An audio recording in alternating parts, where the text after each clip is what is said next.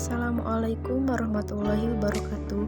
Halo semuanya, perkenalkan saya Atri Eka Arpani dengan NIM 210311167, mahasiswa Institut Manajemen Wiyata Indonesia. Video ini dibuat untuk melengkapi tugas UTS Bahasa Indonesia dengan dosen pengempu Ibu Darmina Barus.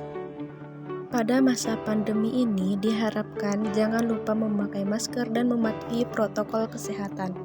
Selain itu, mari kita saling menguatkan, saling mendukung agar kita dapat melewati tantangan belajar di rumah selama masa pandemi. Bersama kita pasti bisa. Mohon dukungannya untuk komen positif, like, dan subscribe. Terima kasih. Mari kita mulai dengan pembahasan yang pertama.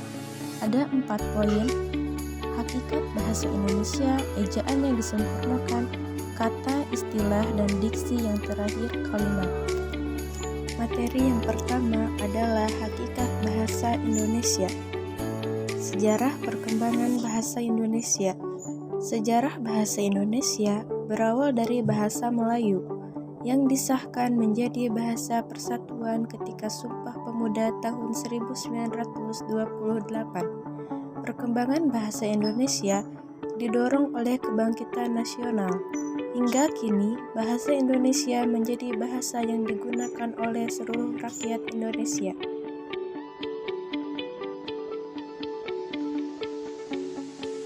Kedudukan dan fungsi bahasa Indonesia. Kedudukan bahasa Indonesia melalui Sumpah Pemuda pada tanggal 28 Oktober 1928 diikrarkan bahwa bahasa Indonesia telah menjadi bahasa nasional. Kejelasan ikrar tersebut terdapat pada urutan ketiga dalam isinya, yang diungkapkan dalam kalimat, "Kami putra-putri Indonesia menjunjung tinggi bahasa persatuan bahasa Indonesia."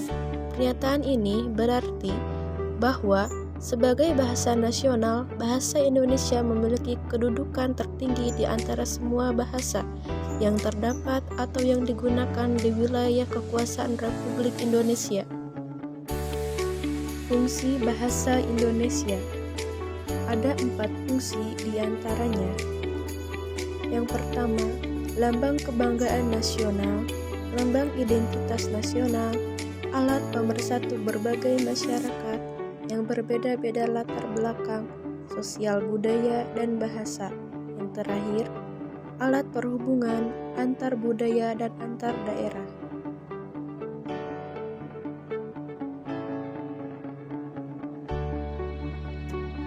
Variasi bahasa.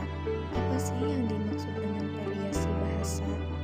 Variasi bahasa adalah variasi atau keragaman bahasa yang disebabkan karena banyaknya bahasa yang digunakan oleh masyarakat untuk berinteraksi antar sesama masyarakat. Ada beberapa jenis variasi bahasa. Yang pertama, variasi bahasa lisan dan tulisan. 2. Variasi bahasa resmi dan tak resmi. 3. Variasi bahasa dialektal.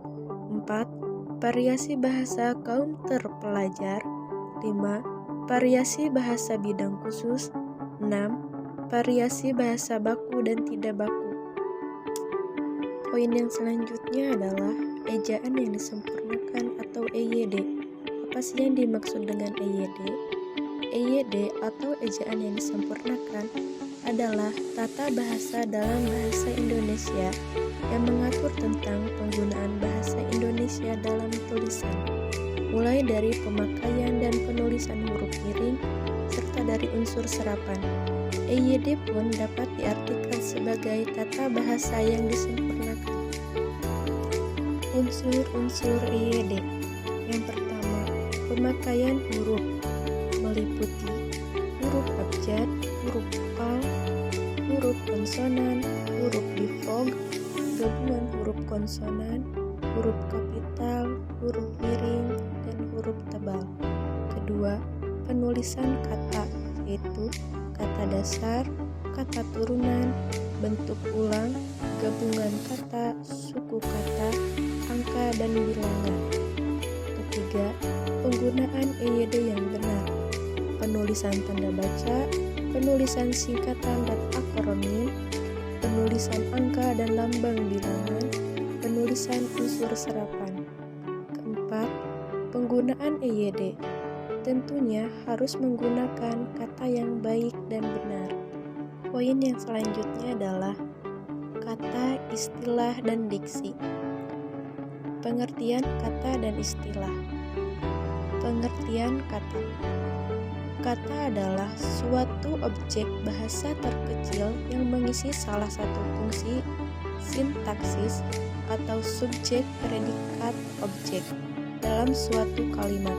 Sedangkan pengertian istilah adalah istilah dapat diartikan sebagai kata atau gabungan kata yang memiliki makna khusus dan penggunaannya terbatas pada ranah kegiatan atau bidang keilmuan tertentu.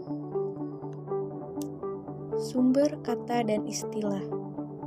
Sumber kata dari bahasa Melayu, dari bahasa daerah atau serumpun, dari bahasa asing, dari bahasa Sangsekerta, dari bahasa Arab, Parsi, dan Tamil, dari bahasa Belanda, Inggris, dan Portugis, dari bahasa Cina, Latin, dan Italia. Sumber bahasa istilah dari bahasa Indonesia atau Melayu, dari bahasa daerah atau serumpun, dari bahasa asing. Diksi. Apa sih pengertian diksi? Yang dimaksud dengan diksi atau pilihan kata adalah kemampuan memilih satu kata yang tepat di antara sejumlah kata bersinonim untuk digunakan dalam konteks tertentu. Selanjutnya, relasi makna. Yang dimaksud dengan relasi makna adalah sifat pertalian makna yang terdapat pada sejumlah kata. Adapun syarat diksi, penggunaan kata, konotasi, dan denotasi secara cermat, penggunaan kata sinonim atau hampir sama maknanya secara cermat, dapat membedakan kata-kata yang memiliki ejaan yang mirip, penggunaan kata kerja pada kata depan harus secara idiomatis. Poin yang terakhir adalah kalimat.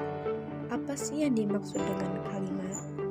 Kalimat adalah satuan bahasa berupa kata atau rangkaian kata yang dapat berdiri sendiri dan menyatakan makna yang lengkap. Adapun unsur-unsur kalimat, yaitu subjek, predikat, dan objek. Subjek adalah bagian kalimat yang menandakan apa yang dinyatakan oleh penulis. Predikat adalah bagian kalimat yang menandakan apa yang dinyatakan oleh penulis tentang subjek. Objek berupa kata benda atau orang yang menjadi pokok pembicaraan. Dan ini contoh kalimat. Petani menanam padi. Petani sebagai subjek, menanam sebagai predikat, padi sebagai objek. Mungkin hanya itu saja yang dapat saya sampaikan.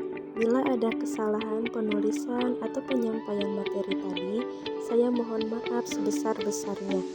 Terima kasih atas perhatiannya. Saya harap video ini dapat memberikan wawasan dan ilmu bagi kalian.